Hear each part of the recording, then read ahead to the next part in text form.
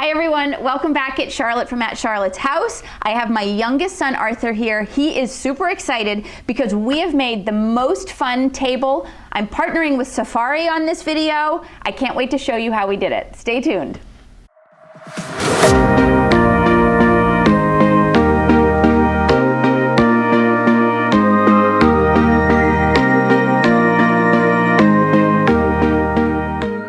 I've had this idea for a while, and I am thrilled that Safari let me give it a try. The three main supplies for this project are assorted Safari brand plastic animals, a small table, and epoxy resin. I'm using MAS Epoxy Art Pro, and I love the results. I found a wooden table on Craigslist and started by sanding it down since I knew I was going to paint it. In order to create a surface in which I could pour the epoxy, I had to add a frame to the top of the table. I started with some leftover trim pieces I had in my garage. I mitered and sanded the corners, then used wood glue and my pin nailer to attach. When I laid out my safari animals, lots of them were sticking out above the trim piece, which I didn't want. So I painted another set of trim and I added these right on top with wood glue and my pin nailer and added a little bit of height. When working with epoxy, you want to make sure every nook and cranny is sealed because you do not want this leaking out from your tabletop. I sealed the inside edge with clear silicone, and then I added a layer of painter's tape to the outside seams just to be safe. I also put the entire thing on newspaper in case there were any accidents.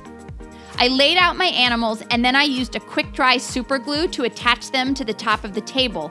You have to glue them in place or else when you pour the epoxy in, they're gonna float to the surface. For this table, I needed to pour about 3/4 inches of epoxy. And this is a little bit too deep to pour in one fell swoop, so I poured a little bit at a time, letting the epoxy set up between coats. Technically, when epoxy resin is hardening, it's having an exothermic reaction, which means if you channel your middle school science knowledge, it is generating heat. So ideally, you don't want to pour any more than 1/4 inch at a time, or else you can see problems.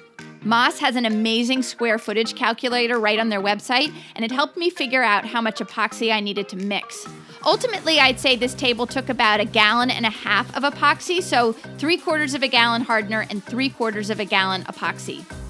After pouring each coat, I ran my heat gun just above the surface of the epoxy, which pulls the air bubbles out and it leaves a clear epoxy pour. I also experimented a little bit with some pigments and dripped a bit of blue and green liquid pigment into the wet epoxy.